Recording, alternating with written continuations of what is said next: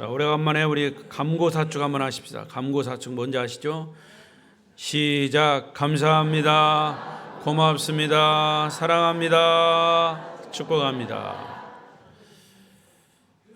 그런 삶을 사시기를 바랍니다. 그리고 오늘 영상으로 예배하시는 분들 중에도 주의 은혜가 함께 하시기를 바랍니다. 오늘은 2024년도 초교파적으로 지키는 Thanksgiving Day, 추수감사절입니다. 한 해 지은 농사를 추수하는 절기이고, 또 농사뿐 아니라 1년 동안 하나님께서 우리에게 베푸신 은혜와 축복을 돌이켜보며 감사하는 그런 절기입니다. 그래서 저는 오늘 추수감사주일에 성경 속의 감사 사례라고 하는 주제로 말씀을 나누려고 합니다. 성경 속에 여러 사람들이 감사하는 그런 부분들이 많은데, 대표적인 그런 사람들 공동체를 뽑아서 세 부류 감사의 사례를 함께 나누려고 합니다. 원래 감사라고 하는 단어는 기독교인만의 전유물은 아닙니다. 또 성경의 가르침만도 아닙니다. 다른 타 종교나 세상 윤리도 다 감사를 가르치고 감사를 강조합니다. 어버이날이 되면 부모님의 은혜에 감사하는, 그것도 하늘보다 높고 바다보다 넓은 그런 부모님의 은혜를 우리가 얘기하면서 감사하죠. 문제는 누구나 다 감사하는 것은 아니다라는 것이죠. 이 감사의 계절에 우리가 감사해야 할 대상은 너무나 많습니다. 지금 말씀드린 대로 부모님도 있고, 서로 가족들도 있고, 형제, 자매들, 친구들, 또 우리를 가르친 선생님들, 또 우리에게 도움을 주는 사람들, 사회, 더 나아가서 국가 등등 셀 수 없이 감사의 대상은 많습니다. 그러나 성경에서 말하는 감사는 원초적인 감사입니다. 그 대상이 천지의 주인 되시는 우리를 창조하신 창조주 하나님이십니다. 할렐루야. 오늘 우리가 드리는 감사의 대상은 오직 우리의 예배를 받으시는, 우리의 삶을 인도하시는, 우리의 삶의 결과를 이렇게 만드신 하나님께 감사하는 것입니다. 그런데 지금 여기까지 온 것에 대해서 감사할 것도 있지만, 사실은 도저히 우리의 인간의 생각으로 감사하지 못할 부분도 있습니다. 그런데 그럼에도 불구하고 그것까지도 감사하라는 것이 오늘 말씀의 주제입니다. 사실 우리가 감사해야 할 대상이, 그 대상에 따라서 감사의 방법이 다를 수 있습니다. 그래서 우리 그리스도인들이 감사하는 것은 그 방법을 내 마음대로 하는 감사가 아니라, 그리스도인들의 감사는 성경에 말씀하신 대로 성경대로 하는 그런 감사여야 합니다. 따라서 감사한 사람들의 예를 말씀드린 대로 다 들 수 없지만 중요한 세 부류의 사람들을 선택해서 감사, 성경 속의 감사의 사례, 그들은 어떤 감사를 드렸는가 찾아보면서 그들의 감사 생활을 통해서 우리가 도전과 은혜를 받고자 합니다. 첫 번째는 홀로 드린 감사입니다. 자, 오늘 고침받은 나병 환자의 이 감사, 누가복음 17장 11절 19절 전체는 오늘 본문의 말씀입니다. 나병 환자 10사람이 예수님을 만나고 고침받은 이야기죠. 지금은 나병을 한센병이라고 합니다. 그 당시 나 환자는 법적으로 사람들과 접촉하는 것이 금지되어 있습니다.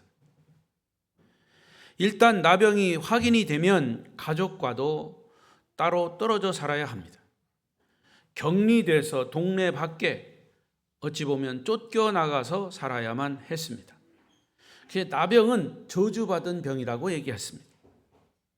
그리고 혹시 나병 환자가 이제 거리를 지나가다가 혹시 마주오는 사람이 있으면 자기가 나 환자임을 밝혀야 합니다. 그래서 손으로 입술을 가리고 자신의 처지를 알려야 합니다. 나는 나병 환자입니다. 나는 나병 환자입니다. 그러면 오는 사람이 마주오다가 피해간다 그 말이에요. 본문의 나병 환자 10명은 자기 집과 동네를 떠난 후에 자기들끼리 만나서 집단으로 살고 있었습니다. 자, 그러던 어느 날 길에서 예수님을 만났습니다. 13절에 보니까 예수님을 만난 그들의 외침이 있습니다. 읽겠습니다. 시작. 소리를 높여 이르되 예수 선생님이여 우리를 불쌍히 여기소서. 고쳐주실 것을 간청한 것입니다. 이 말씀, 그들이 외치는 이 배경을 보면 예수님은 나병 환자를 고치실 수 있는 분이다라고 하는 소문을 이미 익히 들었습니다. 그렇기 때문에 그들이 예수님을 만났습니다. 참 세상 말로 운 좋게 만난 거죠. 대부분의 성경학자들은 그들이 소리를 높여 불쌍히 여겨달라고 한 것은 그들이 부르짖어 기도했다라고 해석합니다. 여러분, 평소에도 기도하는 사람이 있고 평소에 기도하지 않다가 일 터지고 급하면 발등에 불이 떨어져야 기도하는 사람이 있습니다. 그런데 별일이 다 일어나도 기도하지 않는 사람이 있습니다. 사실 어려운 시험이 들지 않는 것이 바람직한 일이지만 우리 인생이란 어려운 일이 닥치고 시험이 들기 마련입니다. 너희가 세상에서 환난을 당하나 염려하지 말라. 너희가 세상에서 환난을 당하나 예수님 말씀이에요. 환난을 안 당한다 이렇게 말하지 않으시고 환난이 있다 얘기했습니다. 그러니까 우리 인생은 다 환난이 있기 마련입니다. 이럴 때 우리가 어떤 태도를 취하느냐? 그럴 때 인생의 승리자는 정말 주님을 향해서 기도로 외치는 사람이에요. 나병 환자 10사람도 자신들의 불행을 기도로 해결한 사람입니다. 부르짖어 해결한 사람입니다. 예수님을 부르짖었습니다.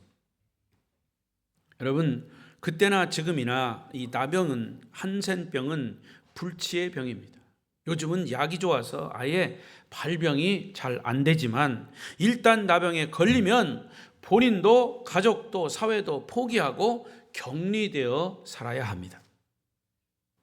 지금도 소록도에 가면 나병 환자들이 같이 살고 있습니다. 그러나 그 당시 예수님을 만난 그들은 희망을 포기하지 않고 소리치며 병을 고쳐달라고 부르짖었습니다. 외쳐댔습니다. 예수님은 그들의 소리를 들으셨습니다. 부르짖으니까 들으셨어요. 부르짖으니까 들으셨어요. 어떤 사람은 그렇게 얘기합니다. 목사님, 소리를 질러야 주님이 듣습니까? 주님이 귀가 먹습니까? 아니에요. 주님이 귀가 잡수신 것이 아니라 주님이 부르짖으라고 그랬기 때문에 부르짖는 거예요. 여러분, 급한 사람은요 소리를 지릅니다. 불이 났어요. 급해요. 가만히 멍청하게 졸고 앉아 있습니까? 안 돼요. 부르짖어야 합니다. 불이야, 불이야! 소리 질러야 합니다. 예? 그러니까 여러분, 급한 사람은 부르짖어야 돼요. 하나님 앞에 부르짖으라 그 말이에요. 예수님은 그 소리를 들으시는 거예요. 예수님은 그들의 소리를 들으셨습니다. 그들의 비참한 모습을 보셨습니다. 그리고 말씀하셨습니다. 가서 제사장들에게 너희 몸을 보이라. 가서 제사장들에게 너희 몸을 보이라. 자, 이 말의 의미는 뭐냐? 아시는 분은 아시겠지만 그 당시에 이 부분에 전문 의사가 없었기 때문에, 다른 것도 마찬가지지만 질병에 대해서 전문 의사가 그렇게 많지 않았어요. 그래서 병이 들었다 안 들었다, 나병이 있다 없다는 누가 판단하느냐? 그 지역의 제사장들이 판단하는 거예요. 나병인가 아닌가를 판정하고 나병이 났을 때 선포하는 겁니다. 이 사람은 나병 환자다. 그러면 격리돼야 합니다. 따로 나가 살아야 합니다. 또 이 사람은 나병이 치료되었다. 공포합니다. 공식적으로 인증했습니다. 그러니까 그 지역의 제사장들이 나병인가 아닌가를 판정했고, 나병이 치료되었어도 제사장의 공식적인 인증이 필요했던 거죠. 그래서 예수님은 그걸 아시고 제사장에게 몸을 보이라라고 하는 것은 나병이 치료되었으니까 가서 확인하라. 아멘. 네, 치료하라. 가서 확인하라 이거예요. 치료되었다는 거예요. 그래서 그들은 예수님이 하신 명령대로 제사장에게로 가다가 나병이 치료된 거예요. 아멘? 놀랍지 않습니까? 가다가 치료된 거예요.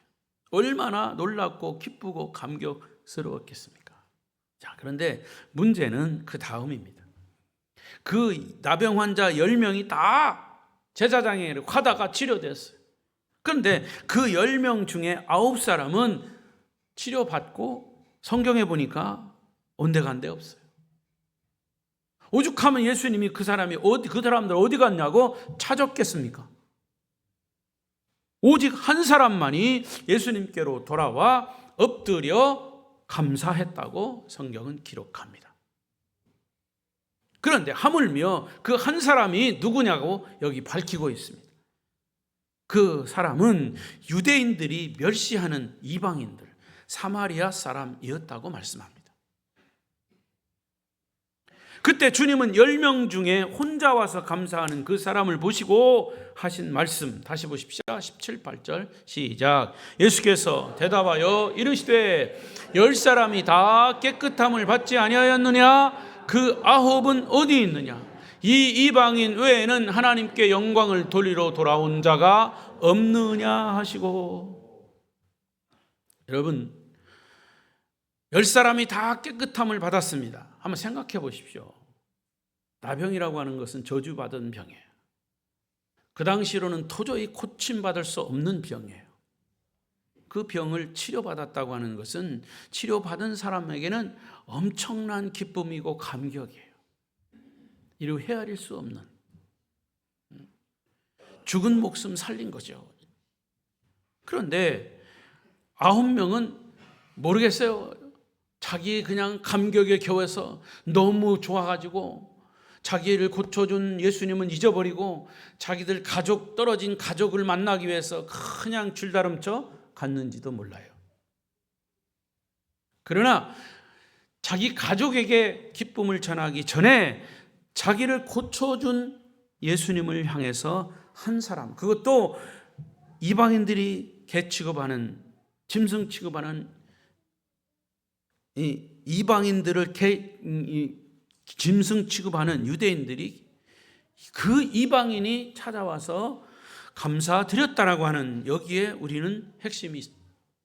이 이야기의 본질이 있습니다. 여러분, 예수님이 9명을 찾았다는 거죠. 그럼 누구를 찾은 거예요? 감사하지 못하는 사람을 찾은 겁니다. 여러분은 예수님이 감사하지 못하는 그런 사람, 그 대상자가 되지 않기를 바랍니다. 이 이야기는 아마도 우리의 이야기가 될 수 있습니다. 우리 가운데 하나님의 은혜를 받지 않은 사람이 누가 있습니까? 죄 사함을 받았고 구원받았고 하나님의 자녀가 되어 천국 백성으로 오늘까지 건강하고 행복하게 살아왔습니다. 가진 것, 누린 것도 있습니다. 그렇다면 우리는 이 10사람 중에 9사람입니까? 감사드린 한 사람입니까? 스펄전 목사님의 유명한 말씀 여러분 너무나 많이 들어서 잘 아시죠? 촛불을 보고 감사하면 전등불을 주시고, 전등불을 보고 감사하면 달빛을 주시고, 달빛을 주시고 보고 감사하면 뭘 주실까요? 그다음 햇빛을 주시고, 햇빛을 보고 감사하면 뭘 주실까요? 천국을 주신다. 할렐루야. 예. 주보에 다 답이 있어요. 촛불을 보고 감사하면 전등불을 주시고, 전등불을 보고 감사하면 달빛을 주시고, 달빛을 보고 감사하면 햇빛을 주시고, 햇빛을 보고 감사하면 천국을 주신다. 할렐루야. 뭐 하라는 얘기예요? 감사하라는 얘기. 헬라의 철학자 라이피콥스라고 하는 사람은 감사할 줄 모르는 자들을 벌하는 법을 사람들이 만들지 않은 이유가 있다. 감사할 줄 모르는 자들을 징벌하는 법을 사람들은 만들지 않았다. 그 이유는 감사할 줄 모르는 자들은 하나님이 벌하시기 때문이다. 주님이 베푸신 치유는 10명이 받았지만 감사한 사람은 한 사람이었고, 그 한 사람은 영혼의 구원 축복까지 받은 줄로 믿습니다. 19절 읽으십시다. 19절 시작. 그에게 이르시되 일어나 가라, 내 믿음이 너를 구원하였느니라 하셨다. 자, 잘 생각해 보십시오. 9사람은 육신의 병을, 나병 환자를 고쳐서 떠났어요. 그러나 이 한 사람, 이방인 사마리아 사람은 주님 앞에 나와서 엎드려 감사했더니 일어나 가라, 내 믿음이 너를 구원하였다. 할렐루야. 요 믿음이 너를 구원하였다는 말은 내 육신의 나병도 치료되었지만 내 영혼까지도 너는 구원받았다. 할렐루야. 그거를 보시라 그 말이에요. 우리는 여기서 믿음과 감사, 이것은 따로따로가 아닙니다. 하나라고 하는 것을 깨닫게 됩니다. 이 나병 환자 한 사람이 고침받고 주님 앞에 나와서 엎드려 감사한 것, 그것은 그의 믿음 때문이었다. 그래서 믿음과 감사는 이퀄, 같은 것이에요. 따로따로가 아니에요. 그 사람이 믿음이 있느냐 없느냐, 이것을 보려면 그 사람이 감사를 하느냐 안 하느냐, 거기에 따른 겁니다. 그래서 주님은 그를 보고 내 믿음이 너를 구원해놨다고 말씀하신 겁니다. 자식이 부모의 은혜를 받았습니다. 그럼 은혜 받은 그 자식이 부모에게 부모님 감사해요, 감사해요, 감사해요. 그러면 그 자식을 우리는 뭐라고 합니까? 효자, 효녀라고 합니다. 방법은 여러 가지 있겠지만, 이따가 말씀드리겠지만, 그런데 그 자식이 부모의 은혜를 알지 못하면 아무리 효자 같은 자식이라도 은혜를 알지 못하는 자식은 효자가 될 수가 없는 거예요. 감사는 믿음의 표현이고 증거입니다. 반대로 감사가 없고 원망과 불평으로 가득 차 있는 사람은 믿음이 없는 사람이에요. 그는 감사하러 왔고 주님은 일어나 가라고 말씀하셨습니다. 어쩌면 감사하러 온 그 한 사람은 육신의 질병을 고침받았고 영혼까지 영혼 구원받은 것은 정말로 보너스로 받은 거예요. 감사하니까 영혼이 구원받게 된 것이죠. 여러분, 이 감사의 계절에 감사하심으로 하나님이 주시는 축복의 주인공이 되시기를 바랍니다. 두 번째로 이스라엘 공동체가 함께 드린 감사입니다. 자, 주보에는 본문을 제시하지 않았지만 출애굽기 14장은 이스라엘 백성들이 기적적으로 애굽을 탈출해서 첫 번째 만난 시험이 홍해 바다였습니다. 그때 하나님의 은혜로 홍해를 하나님이 갈라주셨고 홍해를 육지처럼 건너갔습니다. 애굽을 탈출한 기사. 그리고 15장, 출애굽기 15장은 홍해를 건넌 이스라엘 백성들이 홍해를 건넌 다음에 홍해를 건너게 하신 하나님께 드린 감사의 찬송이 출애굽기 15장입니다.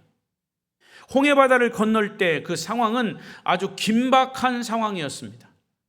이스라엘 백성들은 애굽 병사들의 칼날에 찔려 죽거나 홍해에 수장될 수밖에 없었습니다. 그런데 하나님은 이스라엘 백성들을 구원하기 위해서 홍해를 가르시고 물벽을 쌓아서 육지처럼 건너게 하셨습니다.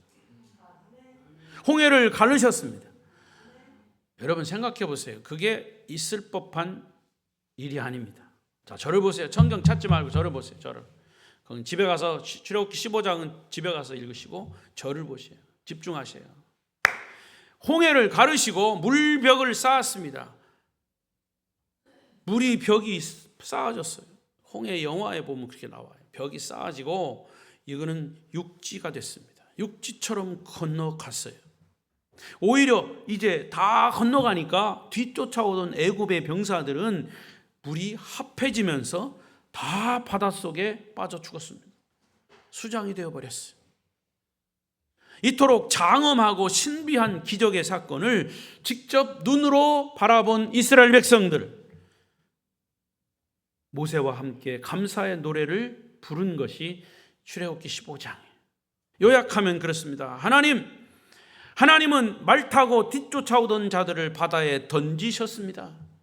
여호와는 나의 힘이십니다. 나의 노래이십니다. 나의 구원이십니다. 나의 하나님이십니다. 여호와는 용사이십니다. 오른손으로 원수들을 부수셨습니다. 주의 콧김에 물이 쌓이고 파도가 언덕처럼 일어났습니다. 하나님께서 바람을 일으켜 그들을 덮으셨습니다. 하나님의 팔은 크십니다. 하나님께서 이 백성을 인도하셨습니다. 하나님은 영원히 이 백성을 다스리시는 하나님이십니다. 그 내용이에요. 여러분, 얼마나 장엄하고 감격스러운 노래입니까? 이 모든 감사와 찬양은 오직 하나님을 향한 감사와 찬양인 것이죠.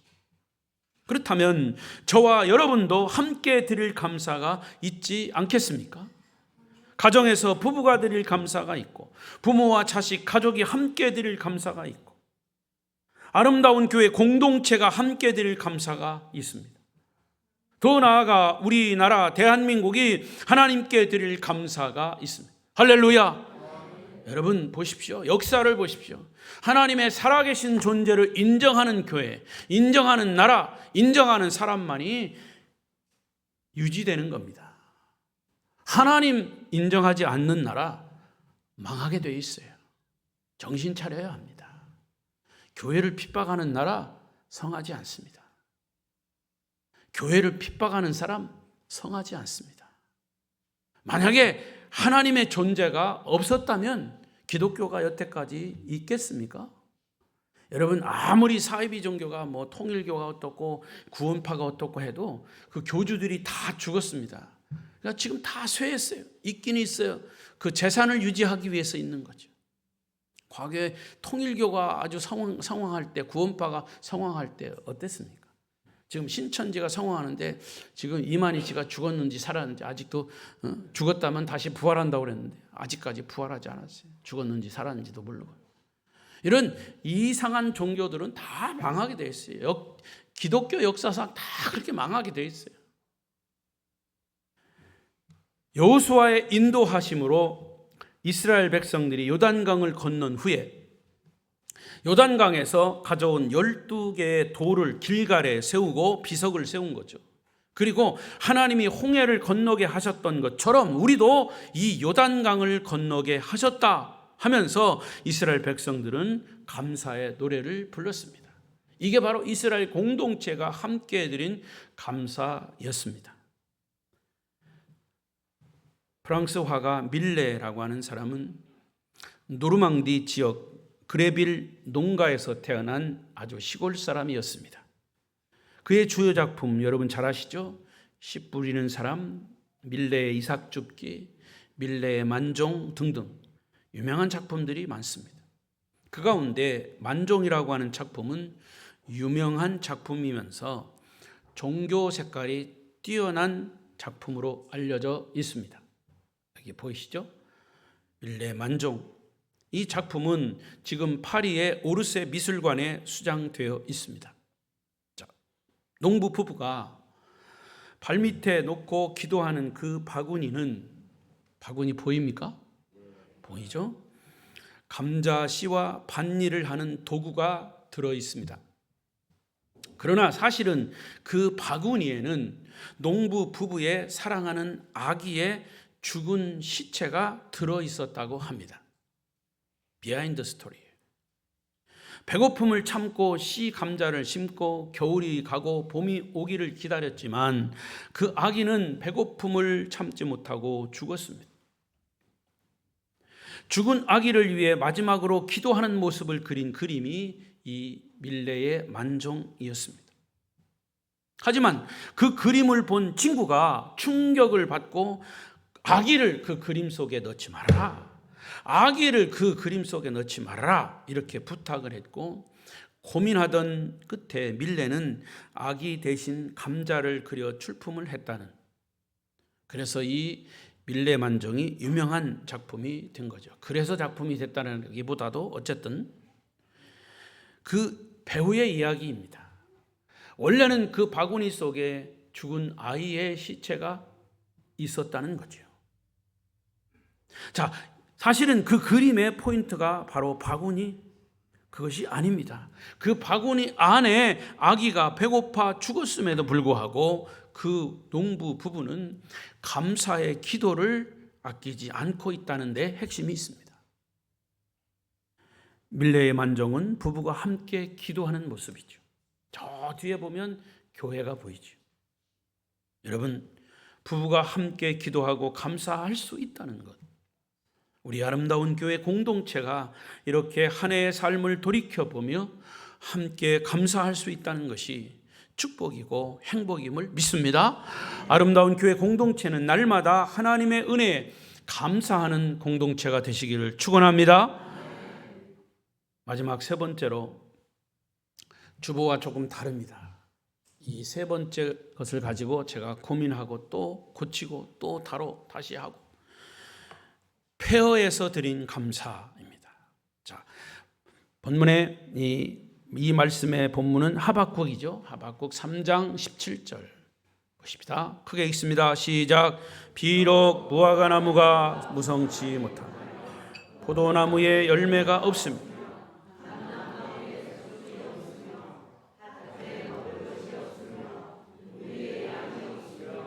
외양간에 소가 없을지라도 나는 여호와로 말미암아 즐거워하니 내 구원의 하나님으로 말미암아 기뻐하리로다. 할렐루야. 여러분, 하박국 선지자가 살던 그 당시의 산업은 농업과 목축업이었습니다.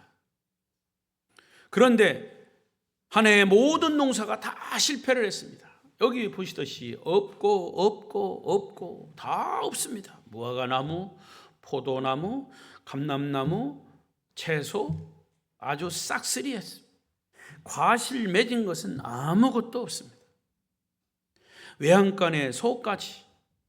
성경에 왜 그렇게 됐을까? 그 원인은 나오지 않았지만 아마도 제때에 비가 오지 않고 가물었거나 뜨거운 열풍이 불어서 말라 죽었기 때문일 것이다. 물이 없어 가물면 짐승이 목이 말라 죽거나 병에 걸려 죽습니다. 소도 양도 다 죽고 빈 우리만 남았다는 겁니다. 요즘식으로 말하면 기름값은 올라가고 주식은 떨어지고 환율은 올라가고 회사도 공장도 가게도 다 문을 닫고 다 안 된다는 거예요. 그래서 땅을 치며 탄식하는 사람이 불어나고 그로 인해서 인생 포기하고 자살하는 사람들이 늘어나고, 그런데 하지만 18절에 보면 바로 그 자리, 그 폐허에서 하박국 선지자는 여호와로 인하여 감사하며 기뻐한다. 나는 여호와로 말미암아 즐거워하며 나의 구원의 하나님으로 말미암아 기뻐하리로다. 위대한 신앙, 위대한 노래, 위대한 감사입니다. 그럼에도 불구하고의 감사. 따라하십시다. 그럼에도 불구하고 감사. 그럼에도 불구하고 감사. 자, 시편 107편 42절에 보면 시작. 정직한 자는 보고 기뻐하며 모든 사악한 자는 자기 입을 봉하리로다. 믿음이 있는 사람, 정직한 사람은 하나님의 구원과 하나님의 기적을 보며 기뻐하고 찬양하고 감사하지만, 악인은 못 들은 척, 못 본 척 입을 봉하고 말을 하지 않는다는 거지요. 그러니까 의인이냐 악인이냐의 구별은 감사를 하느냐 안 하느냐로 구분된다는 말이기도 합니다. 한 가지 이야기하고 마치겠습니다. 지금부터 약 15년 전 2009년에도 YWCA 연합회는 한국 여성 지도자상에 우리나라 최초의 우주인인 이소연 씨를 수상했습니다. 이소연 씨는 우리나라 최초의 우주를 갔다 온 사람이에요. 그는 수상 소감을 얘기할 때 월간 잡지에 그것을 소개했습니다. 매우 감동적인 자기의 그 소감이었어요. 우주선이 발사되는데 여러분 돈이 얼마나 들 것 같습니까? 우주선 한 대가 발사되는데 돈이 우리나라 돈으로 무려 1천억 원입니다. 1천억 원. 예, 놀랄 모양이라도 좀 해보세요. 1천억 원, 엄청난 돈이에요. 아마 지금은 더 많이 들 수 있습니다. 그런데 이소연 씨는 달나라에 가서 신비함과 기대감과 호기심을 가지고 거기에 도착했지만 불편한 게 한두 가지가 아니었다고 합니다. 물도 없어서 제대로 마실 수가 없고, 공기도 없어서 제대로 숨쉬기가 힘들었고, 먹을 게 없어서 먹기도 힘들었답니다. 그래서 지구에서 가져간 것 한 끼에 40만 원짜리 약같이 생긴 것, 그런 것이었다고 그래요. 경치도 지구만도 못했습니다. 그리고 그는 생각하기를 저렇게 좋은 지구를 내버려 두고 뭐하러 천문학적인 돈을 써가며 우주선을 띄우고 찾아 나서는 걸까? 저렇게 아름답고 온갖 것이 다 있는 어마어마한 지구를 하나님이 공짜로 선물로 주셨는데 왜 그곳에서 사람들은 싸우고 원망하고 불평하며 살아갈까? 왜 사람들은 감사하지 못할까? 그의 소감이었습니다. 그는 지구에 살면서 감사할 줄 모르고 원망과 불평으로 살았던 자기 자신이 부끄러워서 반성을 했다고 합니다. 우주선을 타고 우주를 다녀온 젊은 물리학 박사의 고백은 한마디로 감사밖에 없었습니다. 여러분, 지구를 우리 인간의 돈으로 계산할 수 있을까요? 하나님은 공짜로 땅과 바다와 거기에 있는 것들을 다 만드시고 인간에게 선물로 주셨습니다. 우리 인간들은 그것을 제멋대로 줄을 치고 선을 긋고 값을 매겨서 땅을 팔아먹고 더 갖겠다고 전쟁을 벌이는 판입니다. 지금 이 시대는 불공평한 것들이 너무나 많아요. 더욱이 지금은 전 세계적으로 경제나 정치나 사회나 모든 분야에 어렵다고 합니다. 미국도 영국도 일본도 중국도 한국도 마찬가지. 고통의 끝은 어디일까? 그 파장이 어디까지 미칠까 불안해하고 있습니다. 공장도 회사도 직장도 학교도 가정도 교회조차도 사실은 편치 않습니다. 우리 그리스도인들은 어디에서 이 돌파구를 찾아야 할까요? 바로 믿음으로 하나님의 은혜를 감사하는 것입니다. 그럼에도 불구하고 감사하시기를 바랍니다. 성경에서 왜 이런 감사의 모델을 우리에게 보여주셨습니까? 주님께 병 고침받은 한 사람의 감사, 홍해를 건너게 하신 하나님께 이스라엘 공동체의 감사, 아무것도 없고 안 되는 상황에서도 오직 하나님으로 인한 하박국 선지자의 감사, 이러한 감사가 지금 우리가 믿음으로 드릴 감사의 이유이기 때문입니다. 저는 여러분이 드릴 수 있는 감사의 방법 다 아시겠지만 구체적으로 3가지를 말씀드리면 여러분은 하나님께 감사를 어떻게 표현하고 있습니까?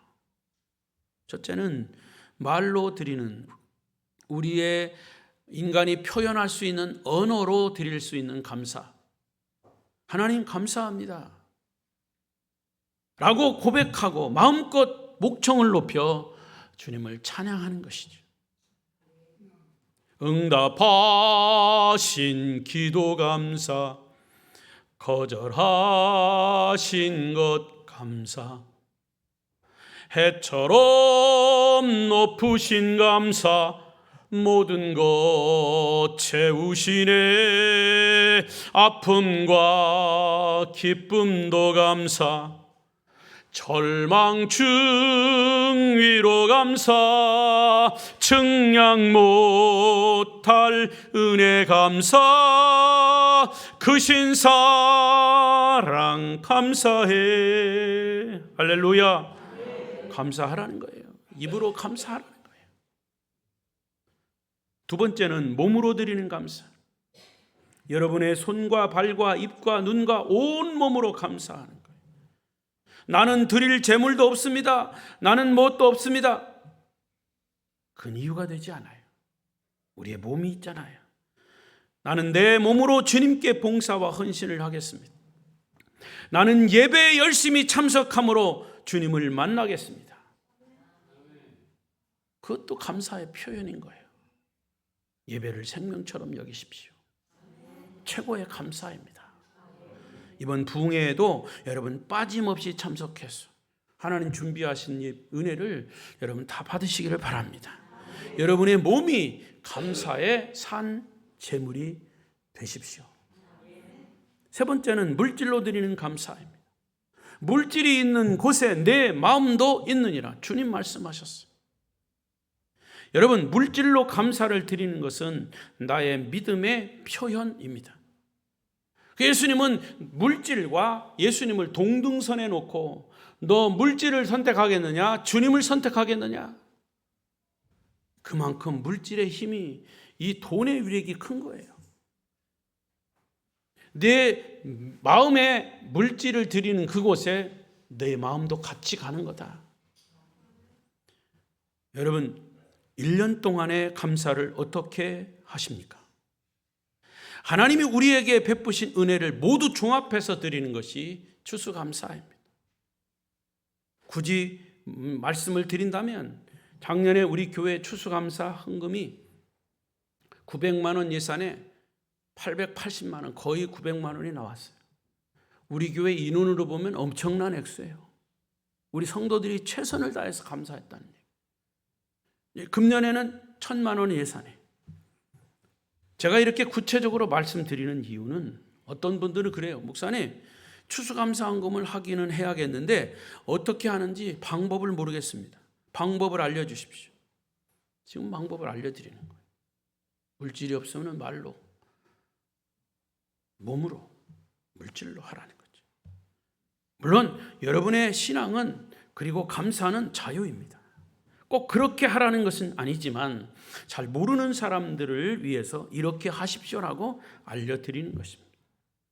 추수감사헌금은 교회에 부주하듯이 돈을 내는 것이 아닙니다. 하나님께 향한 우리의 정성과 뜻이 담겨, 마음이 담긴 믿음의 표현이어야 합니다. 주님께서 베푸신 은혜를 좀 더 깊이 묵상하면서 정성 어린 감사를 드려야 합니다. 하나님은 물질의 양을 보시지 않고 우리의 양심과 우리의 믿음과 우리의 마음을 보신다는 사실을 기억하십시오. 여러분, 오늘 2024년도 추수감사주일을 맞아서 주님 우리에게 이렇게 말씀하십니다. 데살로니가전서 5장 16절 18절을 여러분들이 큰 소리로 읽으시면서 말씀을 마치겠습니다. 시작. 항상 기뻐하라, 쉬지 말고 기도하라, 범사에 감사하라. 이는 너희를 향하신 하나님의 뜻이니라. 아멘. 기도하십시다. 통성으로 기도하겠습니다. 감사주일에 범사에 감사하라 하시는 주의 말씀을 듣고 이제 모든 삶이 감사의 삶으로 나아가겠습니다. 지금까지 베푸신 은혜도 감사합니다. 주님, 감사의 삶으로 우리의 열매들도 풍성히 맺어 또 근회에 감사하는 저희들을 되게 하옵소서. 주여 세 번 부르고 통성으로 기도합니다. 주여 주여 주여. 그리하시고 은혜가 풍성하신 하나님 아버지 감사합니다. 우리 주님을 찬양합니다. 주님의 영광을 거두시옵소서. 공동체의 감사, 개인의 감사, 아버지 모두를 하나님이 받으셨습니다. 나병 환자의 감사, 공동체의 감사, 한 사람의 감사, 아박국의 감사, 이 모든 감사를 하나님이 받으셨습니다. 우리도 마음으로 믿음으로 드리는 감사로 주께 영광이 되게 하시고 그 은혜에 감사하는 우리의 삶이 되게 하여 주시옵소서. 은혜로우신 하나님, 2024년 추수감사절을 맞이해서 오늘 주신 말씀에 다시 한번 묵상을 합니다. 고침받은 한 사람의 나병 환자, 그러나 그는 유대인들에게 멸시받는 사람이었지만 주님의 은혜에 감사하는 사람이었습니다. 우리가 그 사람의 감사를 본받게 하시고 이스라엘 공동체가 함께 드린 감사, 아름다운 교회 공동체의 감사가 되게 하옵소서.